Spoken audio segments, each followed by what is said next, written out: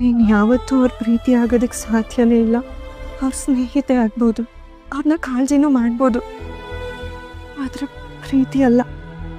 ಅವರಿವತ್ತು ಸೀಮಾನ ಭೇಟಿ ಮಾಡಿದ ವಿಷಯ ಹೇಳ್ತಾರೆ ಅಂತ ಅಂದ್ಕೊಂಡಿದ್ದೆ, ಆದರೆ ಹೇಳಲಿಲ್ಲ.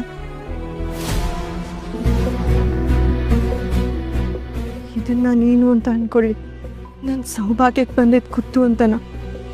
ನೋಡು, ದತ್ತ ನಿನ್ನ ಗಂಡ, ನಿನ್ನ ಗಂಡನ ಮೇಲೆ ನಿನಗೆ ಮಾತ್ರ ಹಕ್ಕಿರೋದು.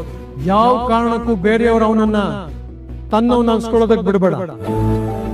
ಇಲ್ಲ ಇಲ್ಲ, ಹಾಗೇನಾದ್ರೂ ಆದ್ರೆ ಕಿಶೋರನ್ನ ಹೇಳ್ದಾಗೆ ನನ್ನ ಗಂಡನ ನಾನು ಉಳಿಸ್ಕೊಳ್ಳೋದಕ್ಕೆ ಹೋರಾಡ್ತೀನಿ. ಬಿಟ್ಕೊಡೋ ಮಾತೇ ಇಲ್ಲ. ದೃಷ್ಟಿ